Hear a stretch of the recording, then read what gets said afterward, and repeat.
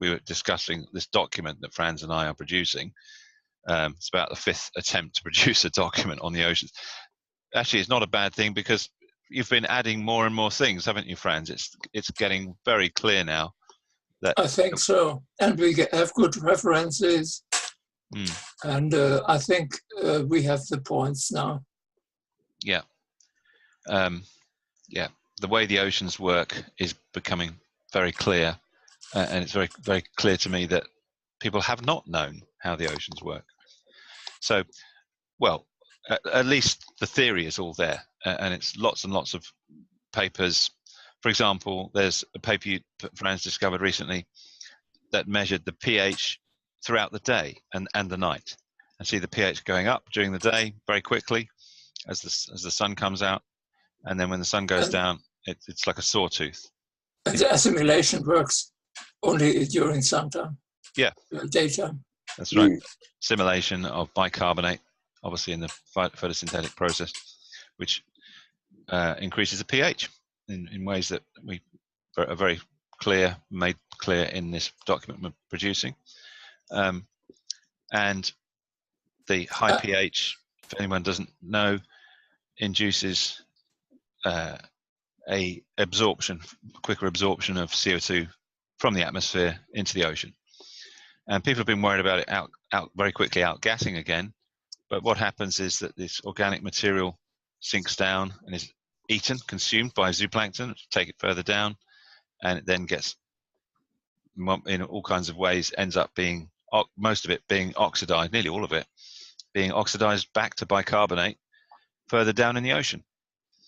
So Franz now describes what we call the PL, the phytoplankton layer at the top of the ocean, as acting like a membrane that holds CO2 in. It attracts CO2. It's like an osmotic membrane that goes in one way and doesn't come out the other way.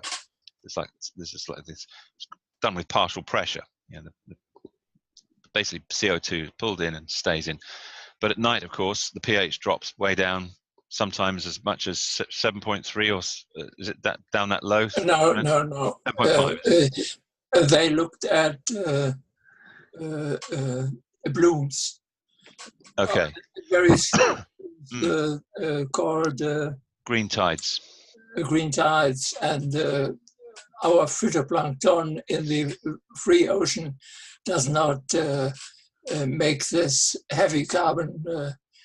It will go slightly below 8, not as down as 7.3.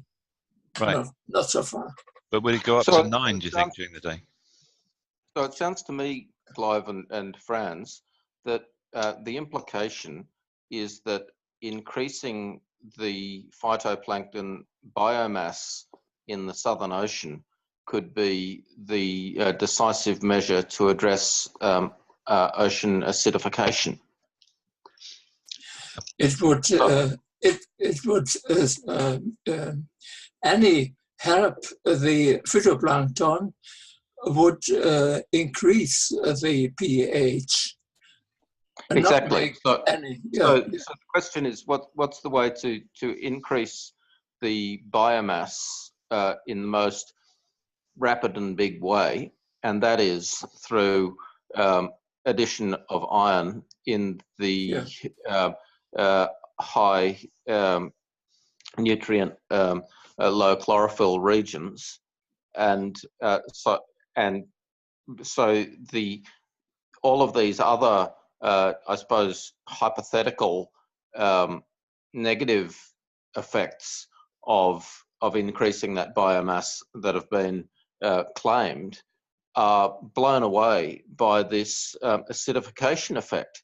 Because if we're able to show that ocean iron fertilization is going to be a decisive measure to increase the pH of the world ocean, then we can say, well, okay, there's these hypothetical downstream nutrient robbing questions, which in any case, my understanding is would take hundreds or thousands of years to work out. But we've got a major benefit, which is quite an urgent one in terms of biodiversity and extinction in the ocean, which we can address. So yeah, I mean it's a really important finding. And our findings are other way, because I don't know the way. The ocean bottom sediment keeps free of anaerobic or anoxidation the organic particles are really oxidized in the OMZ layer completely. They don't arrive at the ocean bottom, and they don't need to arrive there, because what the oceanographs ever said,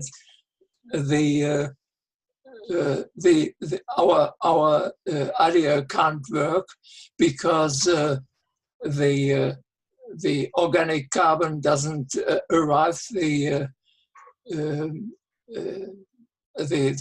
bottom of the ocean. It is nonsense. It is absolutely nonsense, because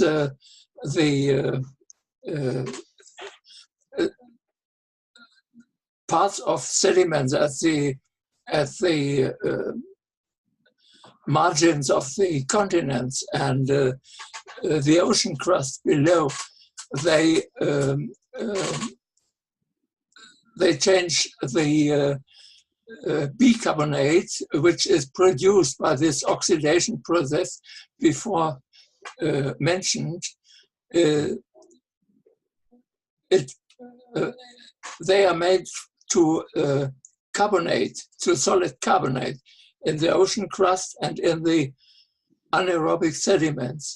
And further, they are changed to organic carbon in the ocean crust and to a small portion of maybe 10 to 20 or something percent, and in the sediments, which are continuously brought out into the subduction zones. Yeah. Does that make sense? That's it. Yeah. So I don't understand it. I'm sorry, but all right. This is I was just going to say, it's a lot to get read our paper. Read our paper. Then it will be clear for you.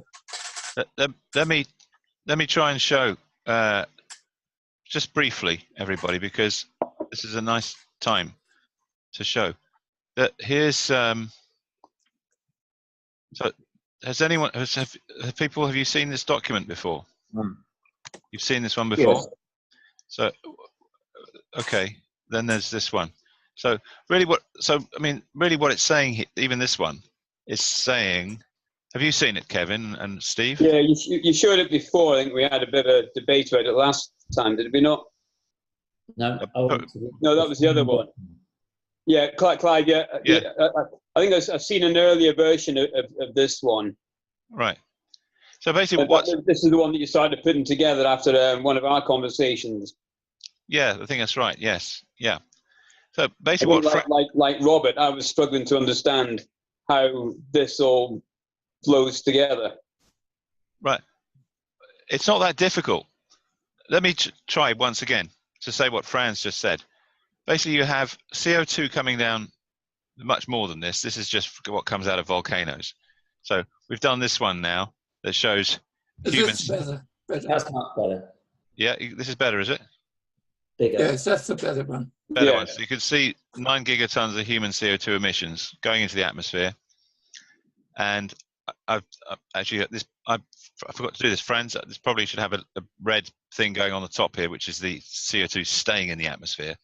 Then, so this, we added these. We changed this since the last meeting. It was a very useful meeting, actually, last time, because it made us do this change.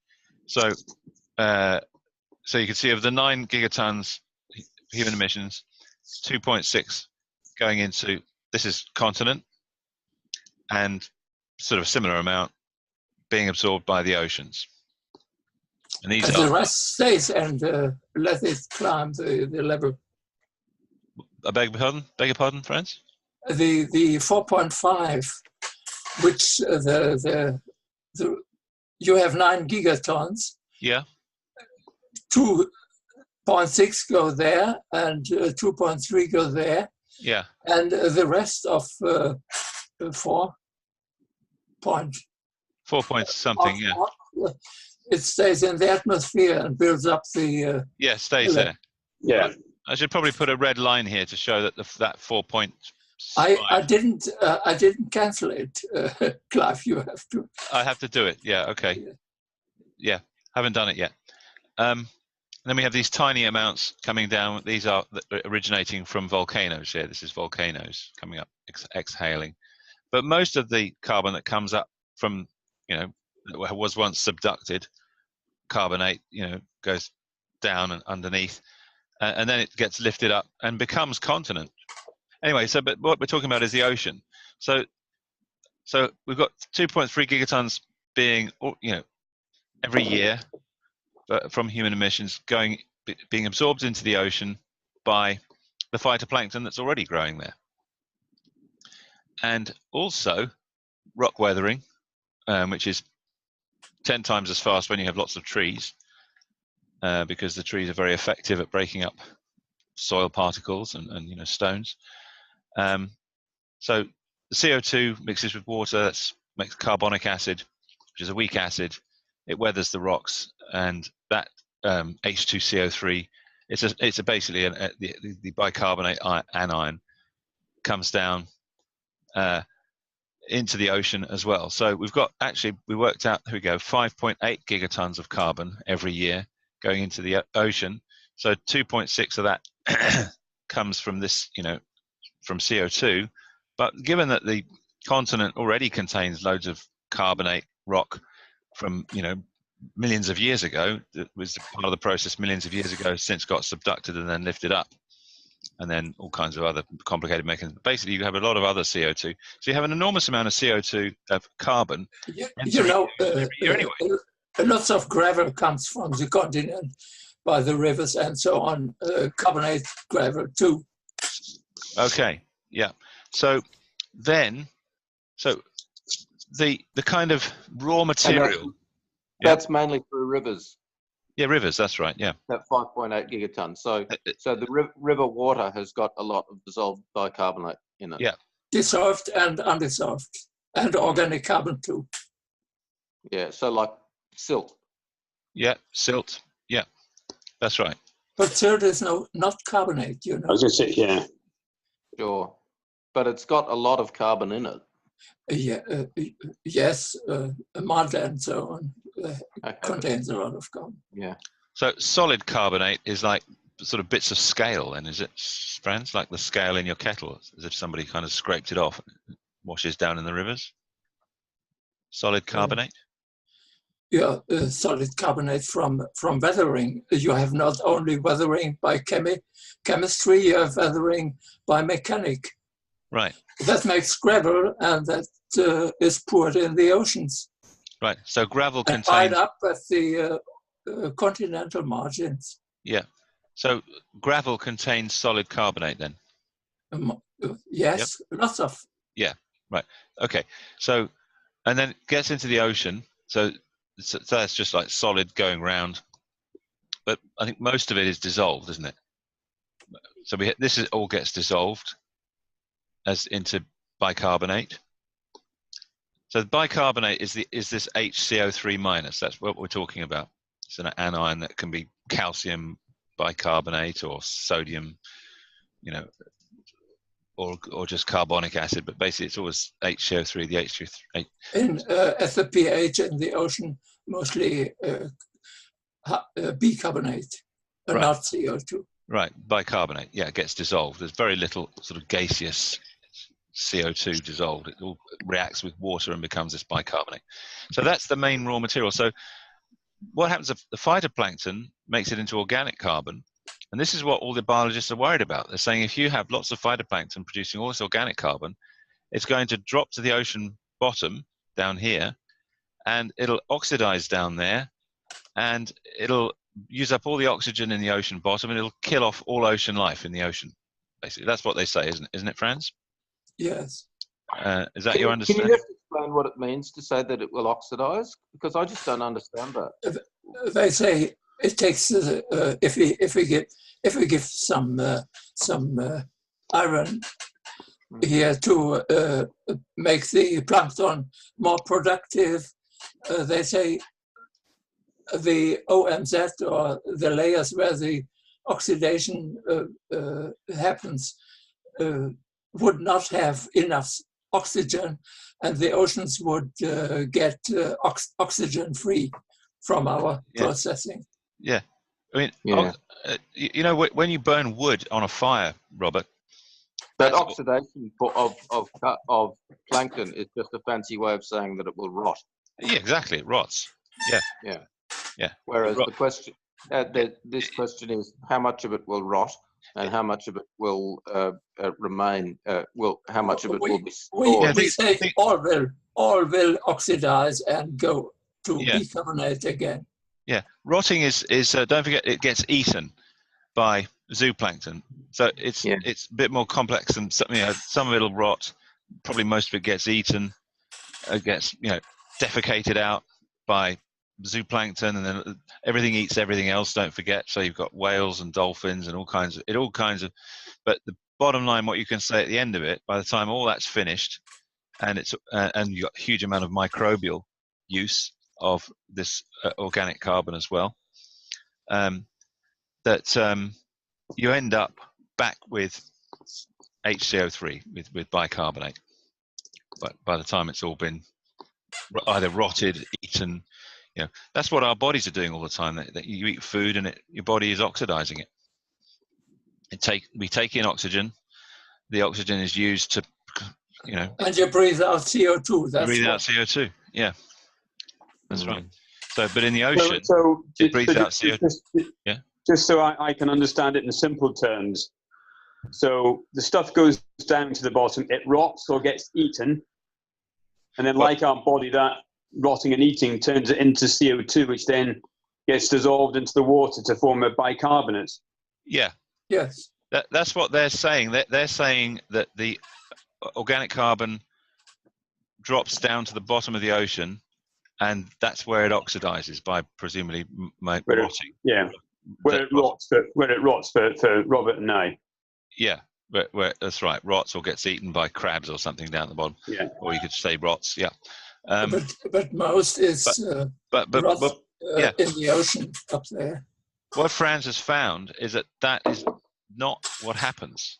That's not what happens.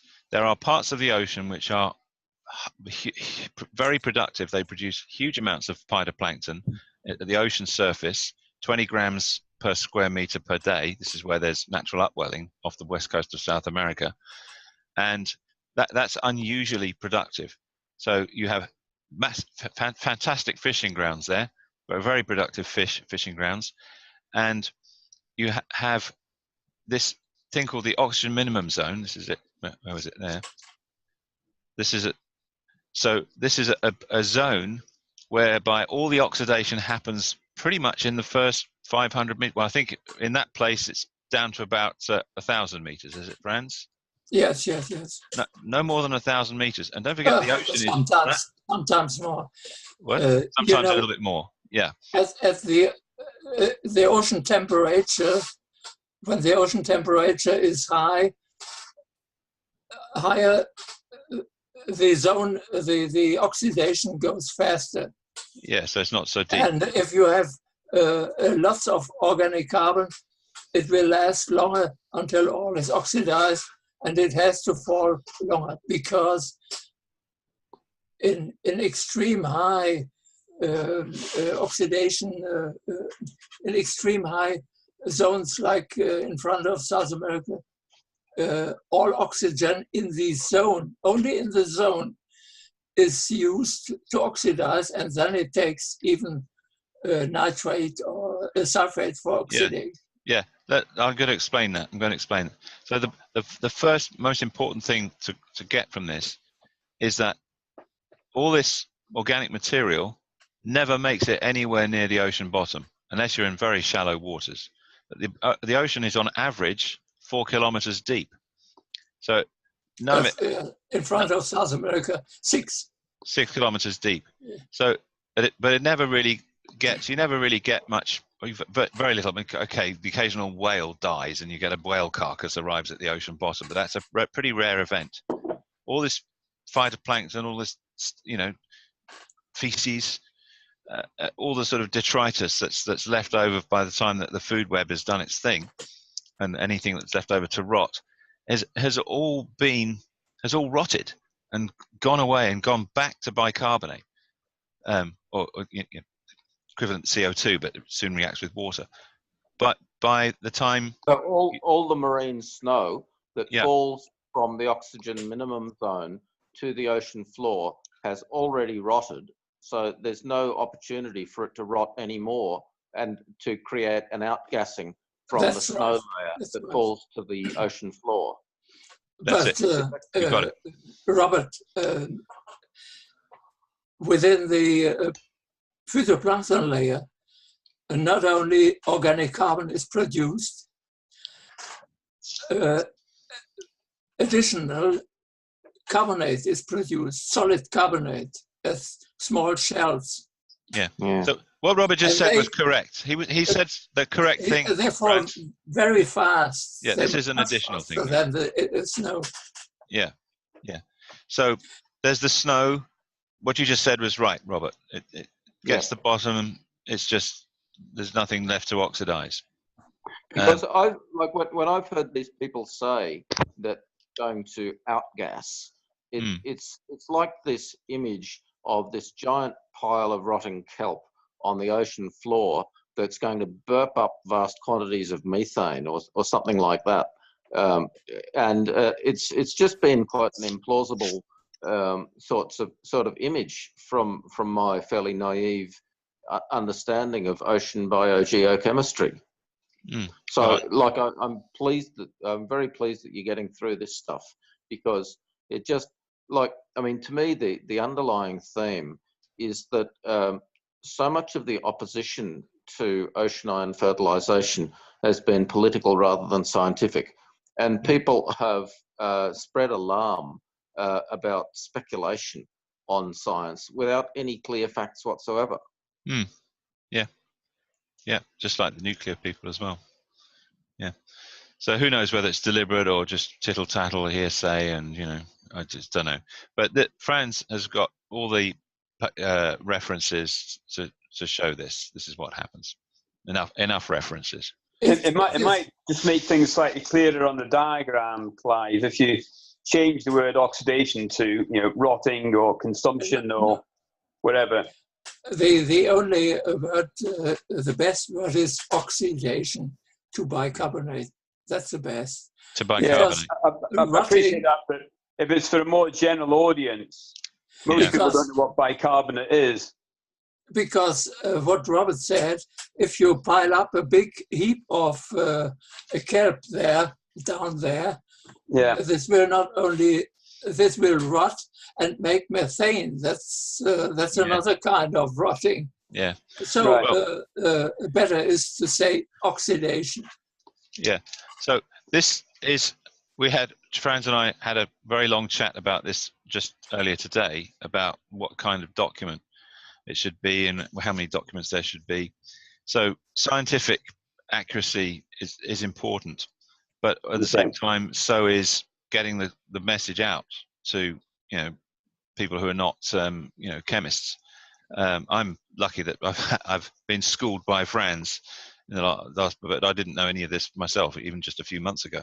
So I do think, and that's what Jasper joined us, and that's what we said we pretty much should do, is get an article in a magazine like American Scientist, or who knows, one of these magazines that says this stuff. And it'd be very good actually to put it by some of you gentlemen here to give feedback and to see if it still makes sense, and that'd be the thing, rotting. But Franz still wants to have a paper. We are discussing this one. We have to discuss it. It still has to be done because properly like this. If you have made an article in in Scientific American, for instance, you can't publish a publish scientific paper. anymore in a scientific journal. Yeah. So, so the plan is currently. So as soon as things are settled with Sir David King, I really want to encourage him. You know, to send him this document. It still needs a little bit more fixing up from me, but send it to him. I think he'll be all right with that. What you've got here is something that's for a mix of scientific and popular audiences, because your title of climate temperature control knob is a very popular sort of metaphor for what you're describing, and so I think that oh sorry, you've got the title up there, chemical aspects of the carbon cycle. But the that sort of most dominant text within it, the climate temperature control knob, is a metaphor, and so to my view, this document is for a scientific audience, and a version which is for a popular audience, which uses phrases like rusting and rotting and so on, and just like this can be simplified way down for a popular audience, but it can be made thoroughly accurate for a scientific audience. Okay, so all right, well, okay, so maybe we'll come to that, because we have to. So we've got this dilemma: do we produce it for a layman audience, because it's important that lots of people see this, and then find that we can't publish the proper scientific paper? That's quite a dilemma, because they'll say, no, you've already released this in a layman's format. I mean, what do we do? You see, we need for the trial, we need the universities, and we need the science, so not the public. What we worked out today, public, that's right. So what we worked out today, the three of us, when Jasper was there, was as soon as we can engage David King, that's what we'll do. I'll fix up this document as it's pretty much in its current form, and send it to him, and we'll have discussions just like this with Sir David to make sure he understands the process like this, the way it works in the ocean, and who knows, possibly one or two other chemists. See, like getting people like Ilko will be absolutely critical. Like they are the key audience, because once you've got a document like this, which explains how some of the prevailing assumptions have been wrong about how iron affects the biological cycle of the oceans, because I think it's biochemical aspects rather than just chemical aspects, isn't it? It's biochemical and chemical both. Yeah. But you see, the biology acts on the principles of chemistry. That's yeah. So, I mean, we could say more. I mean, Franz was about to say, that's not the only way that stuff gets to the ocean bottom. It gets down here with carbonate shells, calcite shells made by and rubber and so on. And what? Yeah, this what I said before, the rivers transporting into the ocean. Sediments, the turbidite sediments. Yeah, there's more to it, but it's basically these are not only shells, these are stones and so on. Yeah, stones coming down, but the other thing, so what's happening all the time, as we speak every day, is huge amounts of bicarbonate at the bottom of the ocean gets into the ocean crust, which is this very creviced, porous, huge volume beneath the actual ocean bottom sediments itself, and this water flows more than all continents in the area. What's that? The area of this. Oh, more than the area of, that's right, the huge surface area. I mean, Much more than yeah, continent. that's right. Just orders of magnitude the surface area. So this bicarbonate gets scaled up inside the ocean crust. As I've said quite a few times, just like the scale in your kettle. Your kettle scales up in the same kind of way. So, and you produce a lot of organic carbon there too. Yeah, which is this hydrogenation from serpentinization. It's so sort of, yeah, you have Because microbial it's produced lots of hydrogen. Yeah, so it's all very interesting, but basically you have very high pH, very alkaline ocean crust and sediments which induces precipitation of bicarbonate to solid carbonate. Basically, this bicarbonate gradually finds its way to the ocean bottom and it becomes permanently sequestered as carbonate rock. And this hydrogenation produces again much basicity. Right. Yeah. Yeah. Too, and precipitates additional carbonate. So are the great big freshwater reservoirs underneath the ocean in this ocean crust? Freshwater, you can't say. You see down there only at the hot places where the ocean crust begins at the mid-ocean ridges. There you have very high temperatures, and the high pressure from above, the water which is in contact with 1,200 degrees Celsius hot melt gets divided in salt and fresh water. Right. Fresh water comes up in the so-called black smokers, you know. And because of it, of this fresh water, it has a much, it is very buoyant and comes up to the surface and makes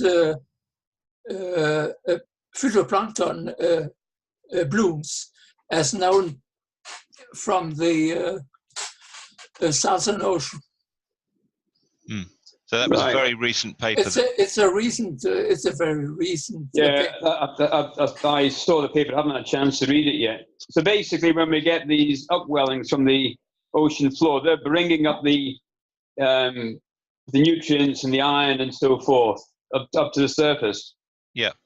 Because yes, the water is relatively fresh. And makes blooms. Right. Yeah. And is that because the water's fresh that it gets all the way to the top, Franz? Yes.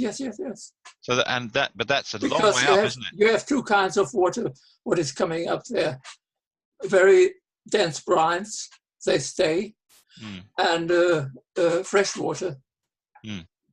Because of the division by supercritical reaction to the water.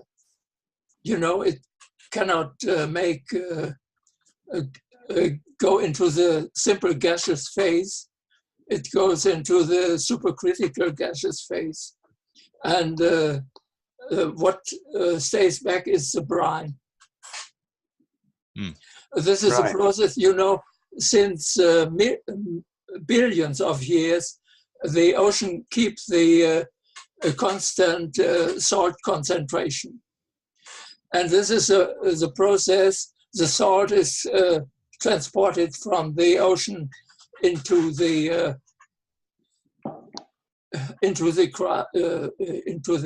crust and so on into the subducted slab and so on, and then comes back as hydrogen chloride by the volcanoes. All right. For Hydrochloric instance. acid comes out. So the chlorine comes out that way, and the sodium stays in the rock then, I guess. And you get sodium silicate. Some sodium stays in the rock, but some HCl stays in the rock too. Right. Because as soon as it cools, it becomes an acid and reacts with the alkaline silicates. Right. Yeah. So I think everyone can see that the complexity just builds and builds. And Franz knows it all. There's a geologist anyway. No, I don't know all. No, you don't know everything. A little bit from All right, that. but you know the main. You seem to know far more than all of us combined. I think. Right, Franz is ahead in putting the jigsaw puzzle together. Yes. Yeah. Well. Yes. But we can all found in the references we have in the paper. Yeah. You can all see there. Yeah. Yeah. But the bottom line. So if the bottom line I was just going to say is if this is this is so, then the question obviously then arises as to how much faster it can go. How much quicker can the loop spin round, and what are the maximum rates of capture and movement from one box to the other? Yeah, we have the rates. Every year at the mid-ocean ridges, 20 cubic kilometers new rock is produced, and then the crust goes like a conveyor belt below the ocean. Right. And then goes subducted again. On this way, the crust grows and grows and grows because it cools and cools and cools and becomes thicker and thicker. What do you say, Franz? 20 kilometers across the year? 20 kilometers, cubic kilometers at the beginning, at the mid-ocean ridges. That's the start of the process. Right. So ends in this below the continents in the mantle. So how much of that 20 cubic kilometers, how much bicarbonate can that 20 cubic kilometers sequester? We have a picture in our paper after I don't know exactly the age of this stone. Right. Could you give it, Clive? This picture. There is it. There. Right. You see. Thing is, this is a red herring, Kevin. I can't see the. It's 15. It's only 1 million year old. You see, 1 million year old. Yeah. And it went only 15 kilometers away from the mid-ocean ridge. And these white, how do you call it in English? I don't know. Porous, creviced. The white things, that's all carbonate. Yeah. This is that's the all scale carbonate. that builds. And that's carbonate which has been sequestered from the ocean water, which is flowing through these crevices. Yeah. Just going back to your diagram, Franz. Clive, can you just switch back to the diagram? Yeah.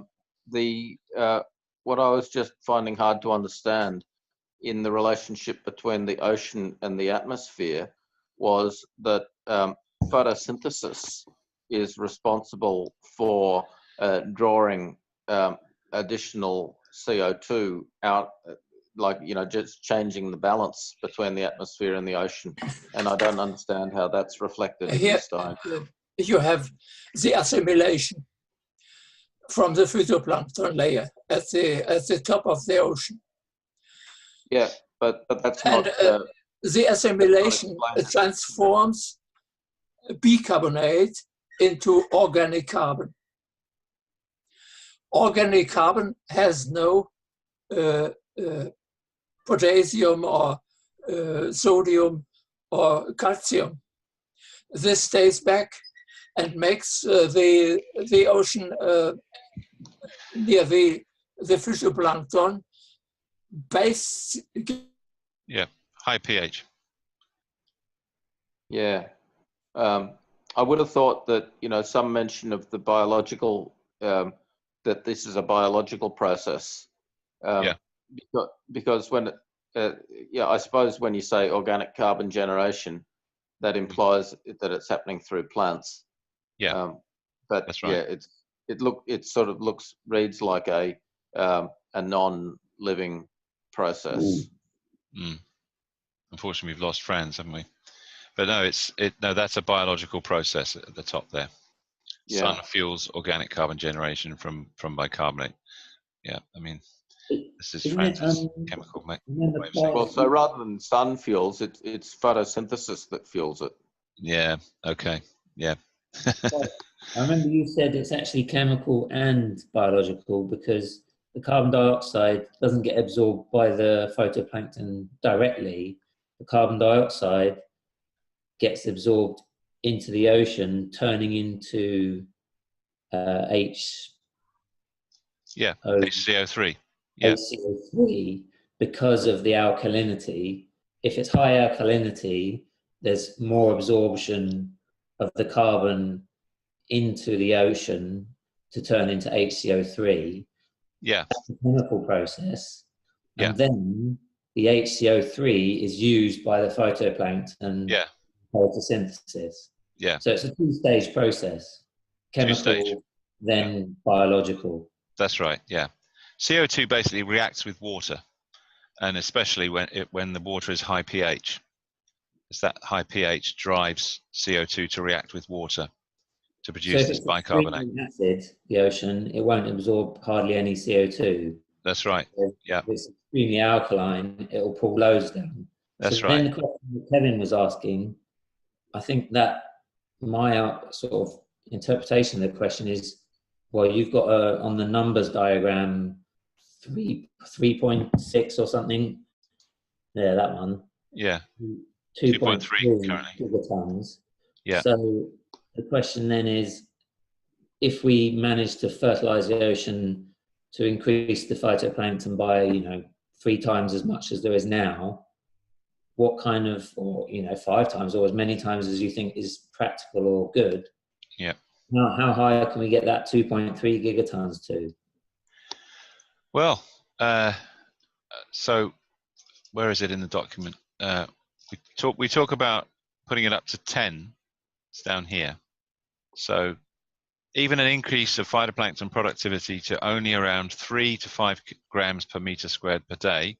That's a quarter of what is happening naturally off the west coast of South America. That's or less than even a quarter. Would still only need a region of 10,000 kilometers times 1,000 kilometers. So That's 1 million square kilometers. Yeah, 10 million, I think, isn't it? Yeah.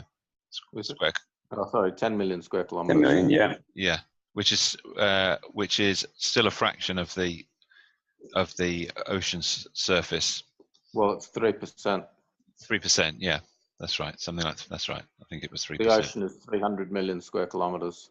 Okay. Yeah, that's right. Then yeah, that rings a bell. 3%. Yeah, sounds right. That's good. Yeah. So that would gain us a carbon absorption into the ocean of equivalent around 10 gigatons of carbon per year. Is that all of human emission? That's all of human emissions. Yeah. And you're increasing it by a quarter? Well, no. Yeah. So that's not what that's doing is saying we're going to find we find 10 million square kilometers, 3% square area of the ocean. Oh, hello, Franz. Yeah, we thunderstorm. The connection was cut. Oh, is that what it is? So they're asking about how much can it be increased? So what we're saying here is, well, we don't want to drive areas of the ocean to be as productive as the most productive areas, like off the west coast of South America, because they are exceptionally productive. We want to find a large area of 3% area of the ocean, and very diffusely fertilize it, but parts of the ocean that are very unproductive, like half a gram per square meter a day, and put them up to about, sort of between 3 and 5. You can't control it very accurately because it depends which way the wind blows and that sort of stuff. But something like that, if you can do that, you'll get, so you're increasing from very, very little to still quite small to moderate productivity of the ocean, of a large surface area of the ocean, 3%, and that would give you a 10 gigaton, an additional 10 gigatons per year of carbon absorption from the atmosphere. And if we find in the trial, for instance, this 5 gram is too high, we can reduce and take a greater area. Yeah, so it might be too high because of other nutrients being limited. Maybe, yes. But it all because in front of South America, phosphate and nitrogen and so on is brought up by the upwelling ocean water. Yeah, but still, we have a huge leeway. 3% of the ocean is hardly any, really, isn't it?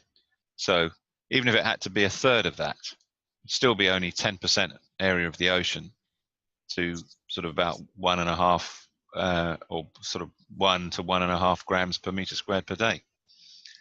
And so some of these other iron experiments, they're all sort of trying to think about, we want to get the right sort of phytoplankton, but Franz says, look, forget about getting the right sort of phytoplankton.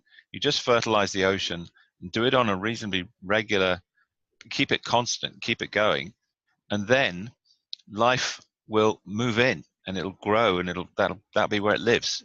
Because nature has, and nature has found solutions how to find very fast such productive phytoplankton places, because phytoplankton produces dimethyl sulfide, and seabirds, krill and all other animals smell this, get the smell, and come to the place. They move in, and they'll stay there.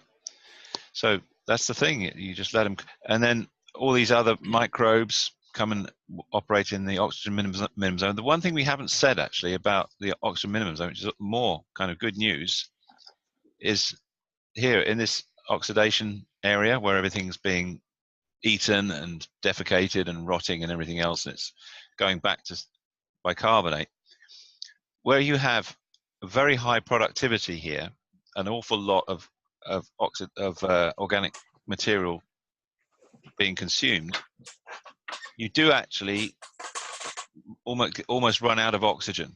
So, but that is not a concern, because this is one of the things Franz was trying to say earlier on.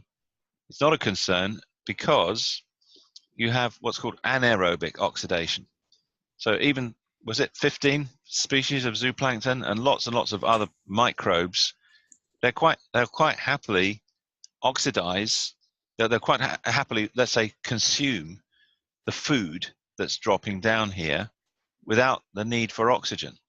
They can use sulfates, nitrates. Clive, Yeah. They feed in the phytoplankton layer, and then daily go down into the OMZ and stay there, and by night coming up again. But their predators, the mackerels, they cannot use nitrate as oxygen source. They wait above the oxidation zone, and when they come up out of this oxidation zone, they go to their prey. They eat the phytoplankton, the zooplankton when it comes up. But this was interesting for me, that you can have a huge amount of food, organic carbon, trickling down through the ocean. But think of it like this: that life in the ocean is hungry, and it'll do anything. It'll find any way to eat that food, even if there's no oxygen. If it can't breathe oxygen, it'll find a way to consume that food in other ways. So it does it anaerobically. Yeah. Clive, this anaerobic oxidation here, this is only found in front of the very high productive, more than 10 grams per day. Okay. Well, look, guys, that's great. Look, I think that this is moving ahead really well, and I suppose I take the view that engaging with scientific audiences on it is the first agenda in order as part of a peer review process or a scientific review team for our field trial. And really our field trial is going to start with the atmospheric effects, but then just like this sort of material will give people a lot more comfort about the marine effects, and so that's a very important debate. Can we move on? Yeah. Unless there's any other questions from anybody. Clive, we should tell something about the so-called ocean acidification. Well, I think they realised that phytoplankton raise the pH, so it solves the acidification problem as well. Well, that was exactly the point that I made earlier, just to say that ocean ion fertilization could be the decisive measure simply through the increase of biomass. And that's what I was so annoyed about Leon DeMarco saying that, he was attacking Russ George for this focus on bring back the fish, whereas, bringing back the fish does nothing for the climate. Well, I mean, that's just completely wrong, Leon. Bringing back the fish is essential for the climate because of the, for a range of reasons, but the acidification factor that's simply using iron to increase the biomass in the ocean performs vital climate repair functions. Yeah. The thesis that CO2 in the atmosphere, the rising level of CO2 in the atmosphere makes the ocean acidic is a fairy tale. Because we have because we have in the geological past, in the Cretaceous, yeah, in the Cretaceous we had CO2 concentrations of 2,000 ppm, fivefold of that we have now. And they had no acidification problem. If the theory of this acidification thesis is right, they should have a totally acidified ocean. But it is not right. Look at the cliffs of Dover, which are built from the sediments of phytoplankton, which flourished below this 2,000 ppm of CO2. And what makes the ocean acidic? The ocean makes acidic when the phytoplankton becomes damaged.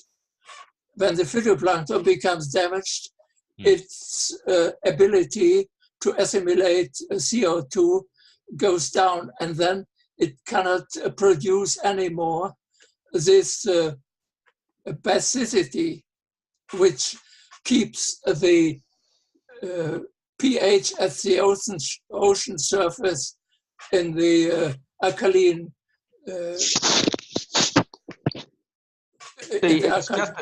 It's just a classic example of the scientific principle that correlation is not causation, because people have seen this correlation between the rising level of CO2 in the air and the increasing acidity of the ocean, and assumed that there was a direct causal process, whereas that's entirely mediated by the collapse of ocean biomass.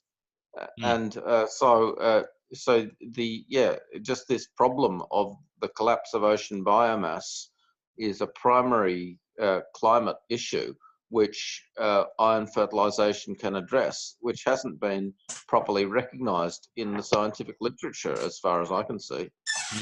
It sounds to me, Robert, that the word "and" is appropriate here. So we have increasing levels of CO2 and we have declining phytoplankton mass, and it's the combination of the two things together, rather than there's or the other. Warming is one factor in the collapse of biomass. Yes. There exist references for that. Oh, really? In this document, Franz? Have you referenced that here? We have no. I'm not at the knob to look for it. Yeah. Well, never mind. We have enough here, I think. We could always. Yeah. But if you read the paper, you will find it. I mean, just be careful on that, because the highest or the greatest levels of acidification is in the Arctic, where the water is colder, but it can. That is totally right, because in the Arctic we told of this membrane, and this membrane is made by phytoplankton. This alkaline, this basicity membrane. But in the wintertime, in the Arctic, there is dark, and then there is no assimilation. And then you have no membrane at this place. And then the ocean gets, it's naturally more acidic surface. And there can CO2 escape. It's a very simple processing. Yeah, so it depends when you measure pH. If you measure it in the Arctic winter, you'll get an acidic waters. If you measure it in the summer, can we move on? Yep. Yeah. We can move on. Let's. Yeah. Thank you for that. Well, I'm glad that